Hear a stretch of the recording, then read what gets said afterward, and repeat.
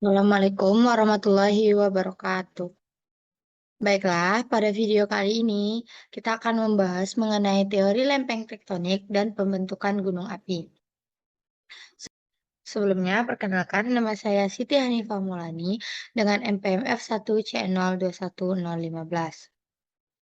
Nah, pada teori lempeng tektonik, kita akan membahas mengenai struktur padat bumi, teori continental drift, dan interaksi antar lempeng. Sedangkan pada materi pembentukan gunung api, kita akan membahas mengenai pengertian gunung api, struktur gunung api, proses pembentukan gunung api, dan jenis-jenis gunung api. Yang pertama yaitu teori lempeng tektonik.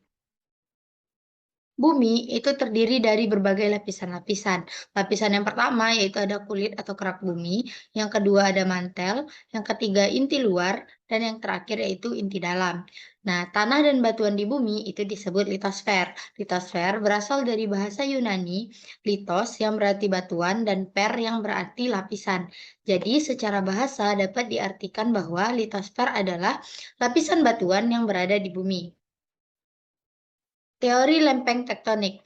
Secara umum, pengertian teori lempeng tektonik adalah teori yang membahas mengenai dinamika bumi yang mengakibatkan adanya pegunungan, gunung api, dan gempa bumi yang diakibatkan oleh pergerakan lempeng. Nah, sebelum menggunakan kata teori lempeng tektonik, dulunya digunakan kata teori continental drift atau pergeseran benua yang diperkenalkan oleh A.L. Wegener pada tahun 1915. Menurutnya, sekitar 200 juta tahun yang lalu, benua adalah satu superbenua yang disebut Pagea. Seiring berjalannya waktu, Pagea tersebut terpecah menjadi bagian-bagian yang lebih kecil dan bergerak secara mengapung sehingga terbentuklah benua-benua seperti sekarang ini. Tektonik adalah pergerakan kerak bumi yang menyebabkan adanya lekukan, patahan, dan lipatan sehingga membentuk tinggi rendahnya permukaan bumi. Pergerakan tadi diakibatkan oleh perpindahan energi panas di dalam atmosfer. Interaksi antar lempeng. Interaksi antar lempeng itu terbagi menjadi tiga. Yang pertama ada divergen, yaitu pergerakan lempeng di mana kedua lempeng itu saling menjauh. Fenomena yang terjadi akibat pergerakan divergen yaitu merenggangnya lempeng serta menabraknya lempeng di daerah lain. Yang kedua, terbentuknya palang dasar samudra. Yang ketiga, terbentuknya aktivitas vulkano bawah laut. Dan yang keempat, yaitu adanya gempa bumi. Nah, interaksi yang kedua yaitu interaksi konvergen. Interaksi konvergen adalah pergerakan lempeng yang saling bertumbukan, di mana interaksi ini menyebabkan adanya fenomena penunjaman salah satu lempeng terhadap lempeng lainnya. Yang kedua, terbentuknya palung laut. Dan yang ketiga yaitu terbentuknya jalur pegunungan. Nah, selanjutnya yaitu ada interaksi transform atau atau interaksi yang merupakan pergerakan lempeng yang saling bergeseran dalam posisi datar dan sejajar tetapi berlawanan arah. Nah, pada interaksi transform ini itu fenomenanya adalah terdapatnya patahan-patahan di bumi. Nah, materi selanjutnya yaitu pembentukan gunung api. Pengertian gunung api. Gunung api adalah lubang kepundan atau rekahan dalam kerak bumi tempat keluarnya cairan magma atau gas atau cairan lainnya ke permukaan bumi. Material yang dierupsikan ke permukaan bumi umumnya membentuk kerucut. Struktur gunung api. Yang pertama yaitu struktur kawah. Bentuk morfologi negatif akibat kegiatan suatu gunung api.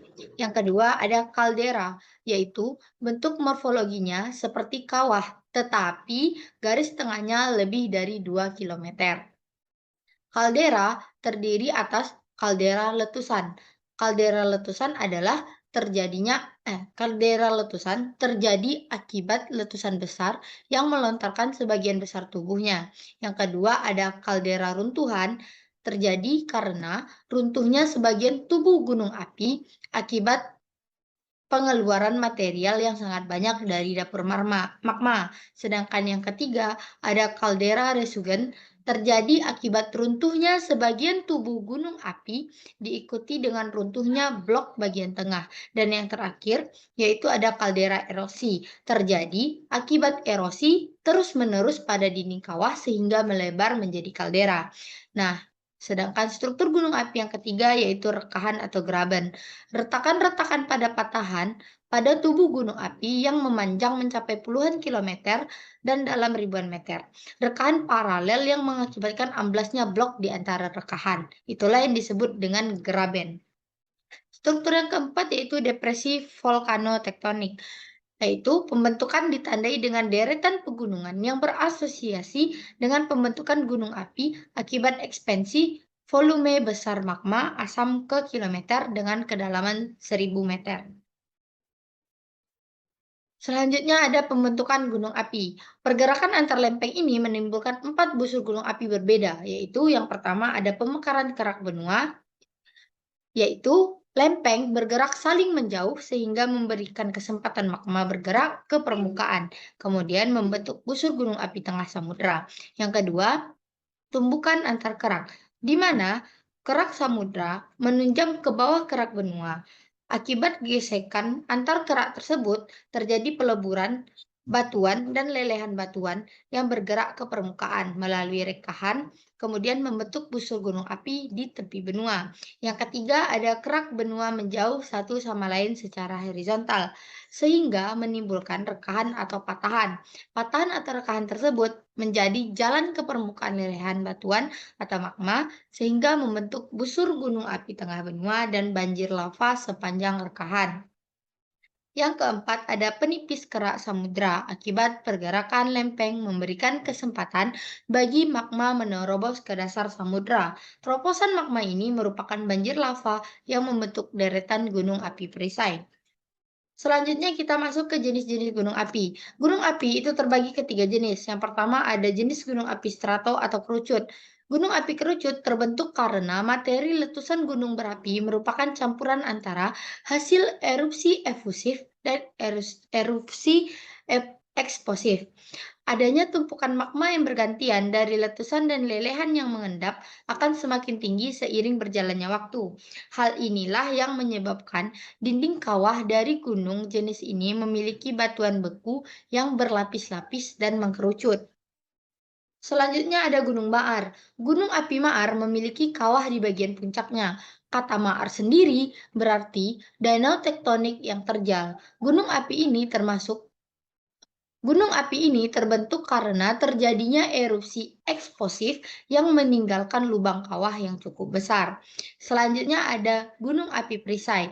Gunung Api Perisai memiliki alas yang luas dan bentuk lereng yang landai.